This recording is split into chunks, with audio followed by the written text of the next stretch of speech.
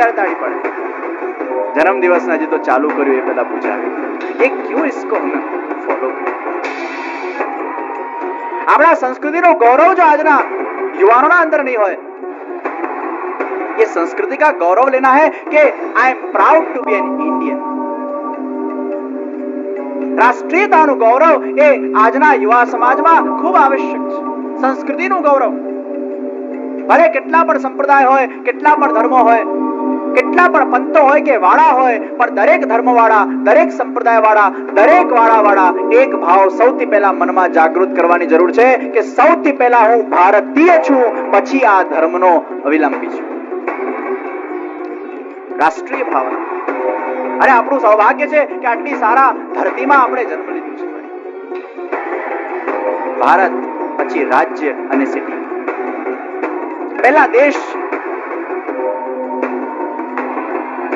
પછી ધર્મ એ રાજ્ય છે અને સંપ્રદાય એ શહેર છે. તમને કોઈ પૂછે તમે કયા શહેરમાં રહો છો? મુંબઈ. તો મુંબઈમાં તમે રહો છો, પણ મુંબઈ ક્યાં આવ્યું? મહારાષ્ટ્ર. અને મહારાષ્ટ્ર ક્યાં આવ્યું? ભારત. આ ભારત રૂપી દેશના અંદર, હિન્દુ ધર્મરૂપી રાજ્યના અંદર આપણે પુષ્ટિ માર્ગમાં શહેરમાં રહીએ છીએ, પણ એના સાથે સાથે શહેરનું પણ ગૌરવ જોઈએ, રાજ્યનું પણ ગૌરવ જોઈએ અને રાષ્ટ્રનું પણ ગૌરવ જોઈએ. આ ત્રણેય ગૌરવ આપણા જીવનમાં આવવા જોઈએ. પણ વાળાઓમાં સંપ્રદાયો જ નહીં, પણ વાળાઓમાં આજે આખો દેશ વંટાઈ રહ્યો છે. અને રાજ્યવાદ છે ને એટલે રાષ્ટ્રવાદ ઉભો નથી થતો. જ્યારે આપણા ભારત દેશના અંદર प्रांतवाद से ऊंचा हम भारत को बनाए અને આ રાજ્યવાદ से ऊंचा हम भारत को बनाए, આ ભાવ જ્યારે જાગૃત થશે ત્યારે યુવાનોમાં રાષ્ટ્રવાદ સંસ્થાપિત થશે. હું કોઈ પણ રાજ્યનો છું, પણ હું ભારતીય છું, ये गौरव हमारे अंदर जागृत होगा. प्रांतवाद से ऊंचा हम भारत को बनाए. રાષ્ટ્ર ભાવના. ચોક્કસ પોતાના શહેરનું, પોતાના રાજ્યનું ગૌરવ હોવું જોઈએ, પણ દેશનું ગૌરવ પહેલા છે. આ સંસ્કૃતિ ક્ષીણ થઈ રહી છે.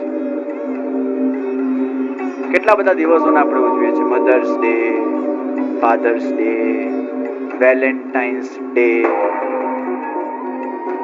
તમને ખબર છે આપણો વેલેન્ટાઇન્સ ડે કયો? કોઈને ખબર છે? આપણા હિન્દુ સંસ્કૃતિનો વેલેન્ટાઇન્સ ડે વસંત પંચમી હમણાં જ 2 દિવસ પહેલા ગઈ. કોણે ગુલાબનો ફૂલ આપ્યો પોતાના પ્રેમિકોમાં? આપણી વસંત પંચમી એ આપણી હિન્દુ સંસ્કૃતિનો વેલેન્ટાઇન્સ ડે છે. પણ કોઈને યાદ છે? કોઈ પણ યુવાનોને પૂછો. અહીંયા આજે ઘણી બધી મોટી તાદાદમાં યુવાનો આવ્યા છે, પાછળ ઊભા છે. આર્યા એ લોકોને કોઈને પણ પૂછો કે શું વસંત પંચમી એ વેલેન્ટાઇન્સ ડે કોઈને ખબર છે? ક્યાંથી ખબર હોય? તમને ના ખબર, છોકરાઓને ક્યાંથી ખબર? કેમ કે આપણે 14 ફેબ્રુઆરીને જ માનતા હોઈએ. તમને ખબર છે વિદેશી સંસ્કૃતિમાં આ બધા ડે બન્યા ક્યાંથી? પછી ભલે એનું એક અલગ મહત્વ હોય, વિશિષ્ટ મહત્વ, વસ્તુ અલગ છે, એની ચર્ચા નથી કરતો. એક ફિલિંગ્સ એના અંદર ઇન્વોલ્વ હોય, વસ્તુ અલગ છે. પણ આ ડે બન્યા ક્યાંથી? એનું ઉત્પાદન ક્યાંથી થયું? વિદેશી સંસ્કૃતિમાં લોકોને ભય થયો કે આ બધા છોકરાઓ એટલા પ્રવાહી થઈ જશે કે માતા પિતાને પણ ભૂલી જશે. એટલે ત્યાંના લોકોએ શું કર્યું? છોકરાઓ માતા પિતાને ભૂલે નહીં એ માટે થઈને એક દિવસ બનાવ્યો. એ દિવસનું નામ પાડ્યું મધર્સ ડે. બીજા દિવસનું નામ પાડ્યું ફાધર્સ ડે. 364 દિવસ ફાધર મધરને પૂછવાનું નહીં, એમનો દિવસ આવે ત્યારે જઈને પૂછી આવવાનું. એક દિવસ 24 કલાક એમના માટે કાઢવાનું. એનું નામ પડ્યું મધર્સ ડે, એનું નામ પડ્યું ફાધર્સ ડે. અને આપણે ઉજવીએ છીએ ઇન ઇન્ડિયા. એક દિવસનો મહત્વ નથી. આપણી સંસ્કૃતિ છે કે માતા પિતાના આશીર્વાદથી આપણે સદકાર્ય કરીએ છીએ. In India every day is a mother's day, every day is a father's day. एक एक दिवस से माता नो दिवस है, एक एक दिवस से पिता नो दिवस है. एक एक दिन को उस भाव से सेलिब्रेट करने की हमारी संस्कृति. શિનાજીએ સરપ્રાઈઝ આપી છે ગુસાઈજીને, અને ગુસાઈજી એટલા ભાવ વિભોર થયા છે. તમને કોઈ વ્યક્તિ સરપ્રાઈઝ આપે એ સામાન્ય વાત છે, પણ જ્યારે ભગવાન સરપ્રાઈઝ આપે એ કેટલી ઉત્તમ વાત છે. ભગવાનને સરપ્રાઈઝ આપે. અરે લાલા, મને બહુ આનંદ થયો કે આપે આટલા બધા ટોકરાઓ ભરી ભરીને જલેબી આરોગી. તમારો જન્મદિવસ હોય ને ત્યારે ઠાકોરજીને સારામાં સારી સામગ્રી કરીને આરોગાવો. ભાવ રાખો. આપણે પોતે તો ઘણું બધું આરોગ્ય છે. જન્મદિવસના દિવસે બહાર ફરવા જતા હોઈએ, રેસ્ટોરન્ટમાં ખાવા જતા હોઈએ, ડિસ્કો પાર્ટીઝમાં તમે જતા હશો. જેટલો આનંદ આપણે લૌકિકના અંદર જન્મદિવસના દિવસે કરીએ છીએ, એમાંથી 50% આનંદ ભગવાનને પણ કરાવો ને. તમારો જન્મદિવસ, તમારો જન્મ થયો કોના લીધે? એ ભગવાનના લીધે તમારો જન્મ થયો છે. એ ભગવાનનું અંશ તમારા અંદર છે. ભલે શરીરના જન્મદિવસ સેલિબ્રેટ કરજો, પણ આત્મા માટે પણ એ જન્મદિવસને પરમાત્મામાં મનાવીને સેલિબ્રેટ કરવાનો સંકલ્પ આજના દિવસે લઈને જજો કે મારા જન્મદિવસે હું મારા ઠાકોરજીને સુંદરમાં સુંદર સામગ્રીઓ અરોગાવું.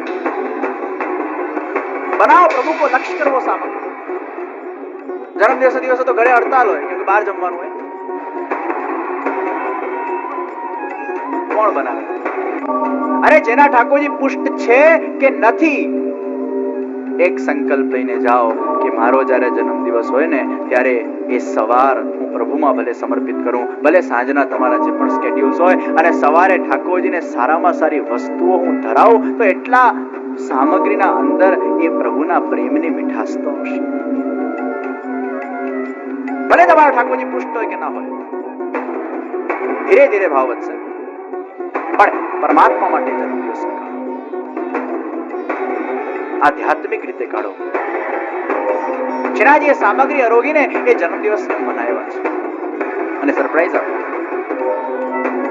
ગુસાઈજીને મનમાં થયું શ્રીનાજી બાબાએ તો આજ્ઞા કરી હશે, પણ એમને ગુસાઈજીને થયું કે આ જેટલા પણ સેવકો છે આ બધા તો બિચારા એકદમ નિસ્સાધન છે. આ દ્રવ્ય લાવ્યા ક્યાંથી? આ પૈસા ક્યાંથી લાવ્યા આટલું બધું કરવા માટે?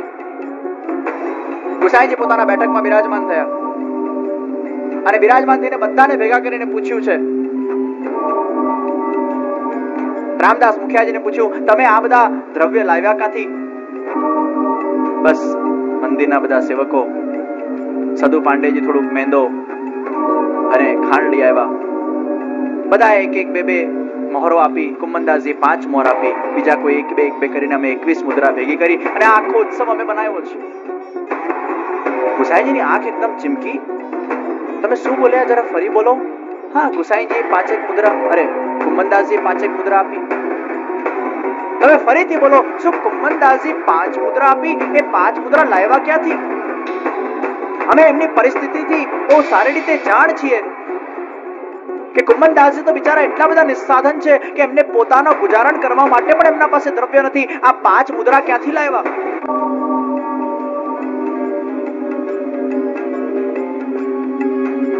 કુમનદાસજીને બોલાવવામાં આવ્યા છે અને જ્યાં કુમનદાસજી આવ્યા છે, અરે કુમનદાસજી, મેં સાંભળ્યું કે તમે 5 મુદ્રા આપી. આ 5 મુદ્રા તમે ક્યાંથી લાવ્યા?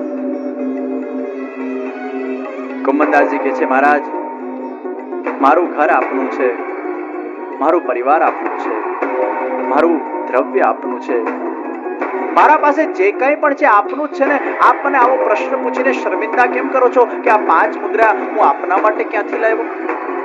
અરે આપનું જ તો છે અને આપનું જ મેં એમાં સમર્પિત કર્યું છે. એમાં કઈ મોટી વાત છે? પણ કુમનદાસજી, અમે તમારી ઘરની પરિસ્થિતિને બહુ સારી રીતે જાણીએ છીએ. તમે 5 મુદ્રા લાવ્યા ક્યાંથી? હે ગુરુવર્ય, 2-4 પાડા એમને પડેલા ઘરમાં, અને પાડાઓને વેચીને જે મુદ્રા આવી, બસ એ મુદ્રા આ 21 મુદ્રાના અંદર મેં ભેગી કરી અને આ ઉત્સવને ઉજવાયો છે. ગુસાઈજીના આંખોમાં અશ્રુ આવી ગયા છે કે એ જમાનાના અંદર પાડાઓના આધાર પર તો પોતાનું જીવન નિર્વાહ થતો. એ જમાનાના અંદર એ ગાય અને પાડાઓ ઉપર તો જીવન નિર્વાહ થાય અને પોતાની આજીવિકાને વેચી નાખી, પોતાનું જે સર્વસ્વ હતું એને વેચી નાખ્યું. હવે તમે જીવશો કઈ રીતે એની ફિકર કર્યા વગર સમર્પિત કરી દીધું. ખૂબ ધ્રુસકે ધ્રુસકે કુમનદાસજી રડ્યા છે. એ હર્ષના આંસુ છે. એમના મનમાં એક અલૌકિક પ્રકારનો સંતોષ છે કે મેં મારા આ ગુરુના આ જન્મદિવસને મેં આટલી સુંદર રીતે પ્રભુએ મને નિમિત્ત બનાવીને 5 મુદ્રા મારા પાસે લાવી. એ ધ્રુસકે ધ્રુસકે એ હર્ષના આંસુથી રડી રહ્યા છે. અને આ ગુસાઈજી એ ભક્તનો આવા સમર્પણના ભાવથી ગુસાઈજી રડી રહ્યા છે. બંને આંખ ભીની થઈ ગઈ છે. ધન્ય છે ગુમનદાસજી તમારા જેવા ભક્તો, ધન્ય છે ગુમનદાસજી તમારી ભક્તિ. આજે પણ ગુસાઈજીના ઉત્સવના દિવસે જલેબી નોમ તરીકે ઉત્સવને મનાવવામાં આવે છે અને આજે વલ્લભ કુલની બધી જ હવેલીઓના અંદર આજે પણ ગુસાઈજીના ઉત્સવને ઠાકોરજીને એ જલેબીના ટોકરાઓના ટોકરાઓ ધરીને એ જન્મદિવસ આજે પણ એ प्रागट्य उत्सव गुसाईजीનો આપણે ઉજવીએ છીએ. आज भी वो दिन जलेबी नौम के रूप में प्रचलित है, प्रसिद्ध है. શ્રીનાથજી બાબા હવે પોતાની લીલાઓને સંકેલવા માંગે છે, કારણ કે હવે શ્રીનાથજીએ હવે યાદ આવ્યું છે કે અજબ કુંવરના વચનને મારે પૂરો કરવો છે. આ બાજુ ગુસાઈજીએ પણ અનેક દૈવી જીવોને પ્રવાસ કરીને શરણે લીધા છે. હવે ગુસાઈજી પણ સંભળી ગયા છે. અબ ગુસાઈજી ફરી મહાવત સાતમનો એ દિવસ આવ્યો અને મહાવત સાતમના એ દિવસે શ્રીનાથજીની સેવા કરતા કરતા ગુસાઈજીને શ્રીનાથજીએ પ્રેરણા કરી છે કે બસ કાકાજી, સવારે આપનો નિત્ય લીલામાં પધારવાનો સમય એ સમીપ આવી ગયો છે. અને શ્રીનાથજી દ્વારા પ્રેરણા થતા જ ગુસાઈજીએ સાતે લાલજીઓને ભેગા કર્યા છે. સાતે લાલજી એ શ્રીનાથજીના સમક્ષ ઉપસ્થિત થયા છે. ગુસાઈજીએ શ્રીનાથજીને વિનંતી કરી છે સાષ્ટાંગ દંડવત કરીને. સાતે લાલજી ઉપર શ્રીનાથજીએ પોતાનો હસ્ત એ મૂક્યો છે. બધા સાતે સાત લાલજીઓને આશીર્વાદ આપ્યા છે. હવે શ્રી ગુસાઈજી વિનંતી કરે છે, હે શ્રીનાથજી બાબા, હે લાલા, આ મારા સાતે લાલજીઓને અને આ સાતે લાલજીઓના વંશજોને આપ ક્યારે પણ છોડતા. શ્રીનાથજીએ પણ ભાવ વિભોર થઈને ગુસાઈજીને વચન આપ્યું છે કે કાકાજી, આપ નિશ્ચિંત થઈ જાઓ, હું આપના વંશને ક્યારે પણ છોડીશ. ગુસાઈજીને બહુ સંતોષ થયો. ગુસાઈજીએ બીજી વિનંતી કરી છે, લાલા, મારી એક બીજી વિનંતી પણ આપ સ્વીકારજો કે અત્યાર સુધી તો આપે આ પુષ્ટિ સૃષ્ટિને જાણીને અલૌકિક જીવો અત્યાર સુધી આજના સમયના અંદર હતા, પણ હવે આગળ જતા સૃષ્ટિ બહુ ખરાબ આવશે, બહુ પ્રવાહી આવશે. આપની ભક્તિ કેવલ લોકો પોતાના સ્વાર્થ માટે કરશે, કેવલ પોતાની ઈચ્છાઓને પૂરી કરવા કરશે. આપ જે રીતે અત્યારે હસી રહ્યા છો, બોલી રહ્યા છો, સાક્ષાત પોતાના ચમત્કારો બતાડીને સાક્ષાત સ્વાનુભવ જે બધાને આપ કરાવી રહ્યા છો, બીચ સડકો વચ્ચે પધારી જાઓ છો, ઘરોમાં પધારી જાઓ છો. હવે એ સૃષ્ટિ રહી નથી પ્રભુ.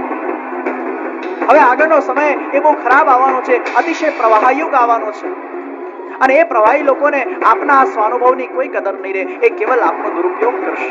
આપ તો કૃપાળુ છો, સહજ સ્વભાવથી કૃપાળુ છો, પણ હવે એવી સૃષ્ટિ નથી, હવે એવા જીવો નથી.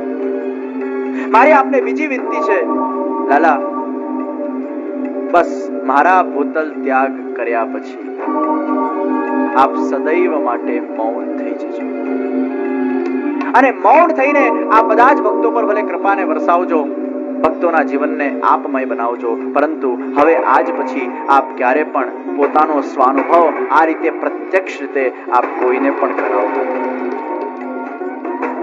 જાહેરમાં જે રીતે આપ સ્વાનુભવ કરાવો છો એવું નહીં કરાવતા. ભલે એકાંતમાં કોઈ પર ઈચ્છા થાય કૃપા કરો, વસ્તુ છે. અને શ્રીનાથજી બાબાએ એ ગુસાઈજીની એ વિનંતીને સ્વીકારી છે. હા કાકાજી, આપે જે કહ્યું છે એ પ્રમાણે જ થશે. જે દિવસે આપ આ ભૂતલને છોડીને પધારશો તે દિવસથી હું સદા માટે મૌન થઈ જઈશ. પછી ક્યારે પણ મારા સાક્ષાત સ્વાનુભવો જાહેરમાં ક્યારે પણ કોઈને નહીં બતાડું. આવું વચન આપું છું. શ્રીનાથજી બાબાએ ગુસાઈજીને વચન આપ્યું છે.